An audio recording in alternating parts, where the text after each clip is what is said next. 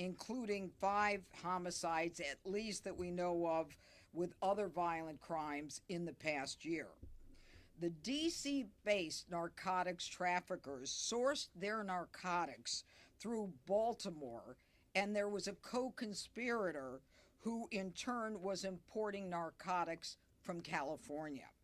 So this included a 17-gallon, that's what I said, a 17-gallon shipment of PCP that was intercepted outside of Topeka, Kansas earlier this year. And today's seizures and search warrants included 18 firearms that you see in front of me right now, including an AR style rifle, a shotgun, a Draco style pistol, as well as, I don't know if we have this in front of you, in addition to the weapons seized, a fentanyl pill press. And we also seized approximately 2 kilos of narcotics that include powdered fentanyl, cocaine, as well as cocaine-based crack. The crimes: conspiracy to distribute narcotics, a felon in possession of a weapon, possession of a firearm in furtherance of drug trafficking, and one individual defendant was an alien who was deported 3 times, and he was in possession of a firearm. He's also charged with illegal reentry. Now, we use Title III to identify the suppliers, one individual by the name of Thomas Hancock from Baltimore. The source of his supply was an individual from Los Angeles. And this is what the violent crime and narcotics trafficking section of my office does on a daily basis. And what we do are long-term investigations, and they have a very maximum impact given the amount of time that we invest in these cases. Doug Hennick, to my left, is in charge of the violent crime and narcotics trafficking section. What we do is we work our way up the chain, which is what all prosecutors look to do, and we did just that. We got some major prolific drug dealers based not just on what we saw, but our undercovers were buying an incredible amount of drugs, which tells us that the sale of drugs to people in the communities in the DC, Virginia, Maryland area was an incredible amount. So I would like to identify now for you the individuals who have been arrested. Thomas Hancock, 43, of Baltimore, Maryland. Eric Prather, 43, of Washington, D.C. Reginald Lassiter, 39, of D.C. Leonard Edwards, 52, of D.C. Darrell Riley, 39, of Washington, D.C. Michael Thomas, 49, of Los Angeles. And Sardis Smith of Oxon Hill, Maryland. Now, in addition, we have 5 other individuals that we picked up, pursuant to what we saw today. They are Jericka, Missouri, 35, Melvina Rawlings, 40, Damian Petty, 54, Antoinette Lane, 64, along with Terrence Boyd, 42. This is what the president is talking about. This is part of our cleaning up the district and the nation's capital. And although it didn't happen in one night, these arrests, all 12 of them, and the seizure of all these weapons indicate the seriousness of crime that is occurring in our community. And we need all the help that we can get to make sure that we make the arrests and that we continue going into court with solid cases where we can get convictions and appropriate sentences. And I want to thank all my partners here, as I said, from DEA and the MPD, and Chief Smith is here from the Metropolitan Police. But I particularly want to thank Phil Banks from the Washington Field Office, the ADIC in charge of the FBI, who was with us from day one on this long-running investigation. Thank you, U.S. Attorney Pirro. I'm Phil Bates. I'm the Acting Assistant Director in charge of the FBI's Washington Field Office. I'm grateful to be here with you today to highlight an example of the FBI's work to crush violent crime in our communities. Over the last year, the FBI led an investigation into this violent drug trafficking ring based in Southeast DC. The subjects distributed large amounts of fentanyl, cocaine, and PCP throughout the region. Their network stretched from coast to coast, as Judge Pirro outlined, including couriers and suppliers in Baltimore and in California. Today, alongside our federal and local partners, we executed searches and arrests at 20 locations in DC, Maryland, and in California. We arrested 12 individuals and seized over 2 kilograms of narcotics, a pill press, more than $50,000, and 18 guns. That's 12 violent drug traffickers and 18 firearms that are no longer on our streets. These arrests are the result of collaboration between the FBI's Washington field office, our partners at the DEA, and our partners at the Metropolitan Police Department. This also includes our FBI offices in Baltimore, Richmond, and Los Angeles, who provided valuable support to this investigation. With this morning's arrest, our communities are safer than they were yesterday. By combining our local and federal resources and sharing crucial intelligence, we can rid our neighborhoods of illicit drugs and dismantle dangerous drug trafficking organizations. We vow to continue to target drug traffickers and violent offenders to ensure our nation's capital is safe for its residents, the workers who come here each day, the members of our community, and the visitors who enjoy this city. Thank you. All right. Questions?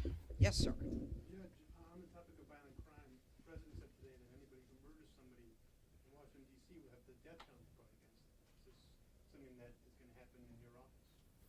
Well, absolutely. I think that when the president came in, the Attorney General indicated that we would be seeking the death penalty in appropriate cases. And obviously, there is a whole process that we go through. And a couple of weeks ago, with the capital murder, the murder of the 2 individuals from the Capitol Museum, we indicated what that process is. It's a very deliberative process, but we will absolutely be following the president's directive. And it ultimately is in the hands of the Attorney General who makes that decision. Just a follow-up, Judge, D.C. has abolished the death penalty. That capital case was a federal case. When we're talking about murder one and other cases in D.C., how does your office plan to get around that issue and the fact that the judges are also potentially unlikely to want to impose that? Well, I think it's really up to a jury. As opposed to the judges. And I think that what the public is seeing is that Washington has been far too violent, one of the most violent cities, unfortunately, in the country. And it is time that we recognize that law and order is back in D.C. and that we will use all legal sanctions and sentences as called for by law. Your office has had trouble in the last couple of weeks with an alleged assault case, having the grand jury refuse to indict on the charges. Does that give you any sense of how juries in this city are going to deal with the crackdown that you're doing? And also in reference to the president's announcement on death penalty, DC hasn't had a death penalty trial, I think, since 2003, and the jury rejected it. So how do you plan to deal with that aspect of your crackdown? Well, first of all, to answer your last question, we're going to follow the law, the deliberative process, present the evidence, recognize that the law does permit us to do this. Whether DC is inclined to do it or not, it's not a political issue. This is an issue that is, sanctioned by the law and gives us the power to do that. If not us, then who? And, as it relates to grand juries, the only thing that I can say is we are prosecutors. We are the tip of the spear. We are the ones who take these cases into court, and the burden is on us to prove these cases. And we welcome that burden beyond a reasonable doubt. Sometimes a jury will buy it, and sometimes they won't. So be it. That's the way the process works. Yes, sir. Justice Pirro, Justice. No, I'm a judge. I'm not a justice. I'll never be a justice. Some justice. Thank you. We see these violent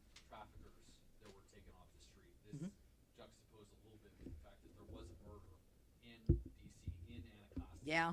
Last night. Yeah, unfortunately, yeah. Can you weigh in on that a little bit? We saw, the president, the vice president, a number of different individuals saying that the streets have never been safer. But there was a murder last night, and I just would like your thoughts on that. You know, I have to give the president kudos for everything he's doing. No one has bothered to bring in the resources of law enforcement, federal and local. I mean, the DEA, the FBI, the marshals, the park police, the Capitol Police, the Metro Police. I'm sure I'm leaving someone out.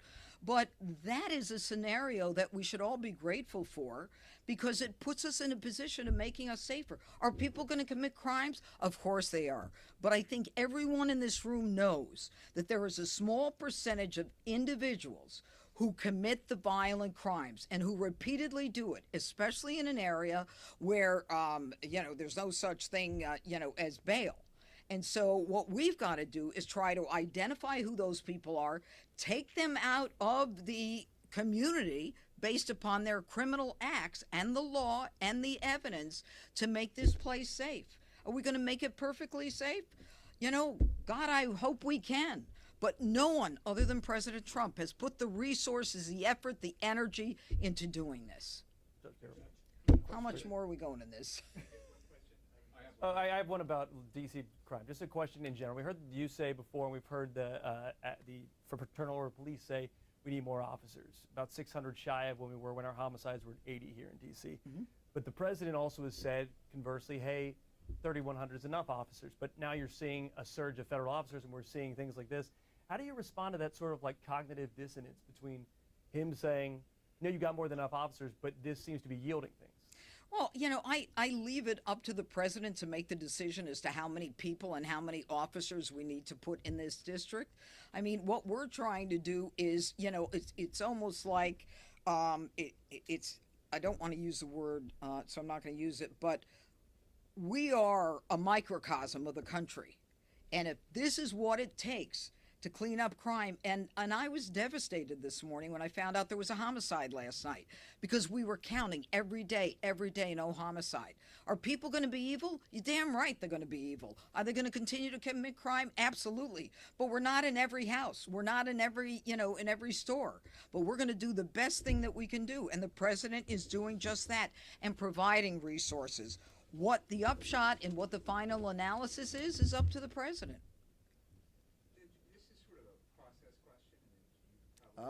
These are the ones I hate. But, there's been a lot of announcement of arrests and a lot of numbers coming both out of the White House and the about Yeah. arrests. And then also numbers of people who were found to be illegal, right? In this case, in one of these guys here. When somebody is found in the district as part of this, who's here illegally but has committed some sort of crime. Yeah, I know the question. Are they automatically It depends. over to immigration authorities? It depends. I don't know if you would answer that differently. Sometimes we will go forward with the case and other times they'll be deported immediately. It depends on the severity of the case. It depends on the situation. Right now, this guy who illegally entered and is part of a huge drug trafficking conspiracy, as you can see from this, I imagine he's going to be deported. But then he's been deported 3 other times. So you tell me what should happen. Should he be deported or should he be put in jail? You know what? I'll leave it at that. Okay, everybody. Question for the acting deputy director, if you have a moment. Come on, Phil, you take it. Well, the first question is for you, Judge, about Why? body cams. There's a recent call for the National Guard to wear body cams. Do you think, given the fact that MPD wears them, your office relies on body cam footage in cases sometimes it's critical? Do you think the National Guard's members who are here should be having to wear body cam footage given their de facto law enforcement role? Well, I don't know what the arguments are, pro and con on that. I really haven't been involved. But I think the more transparency there is in criminal cases, the better off we all are. Do you want to answer that? No, huh? I had a separate question for you, sir. The Washington field office is also putting officers out on the street right now, given the surge. Were the same officers who were investigating this case throughout the past year, and especially in the last 3 weeks, some of the ones who were also on the street working literally 24/7? Yeah, we have agents from across the office and across the region who are working to supplement our partners on the task force on a daily basis. I won't get into the specifics of who worked which investigation, but yes, we're supplementing and resourcing the various teams that are out on the streets on a daily basis. Judge, a two-part question. No, I Just think we're done. Okay. Thank you. You want to take a picture of the guns? on arraignments. They were Thank running- you, everybody. Yeah. What's going on with the jails? What'd you say? The jails. They might. So many people being. Maryland? Are people going to be sent to Maryland, or if they become overcrowded?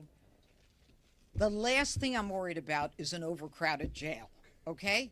The thing I'm worried about is the people in D.C. who feel like they're in jail because the criminals are running around and they don't have a choice to walk the streets or come out of their apartments. Thank you.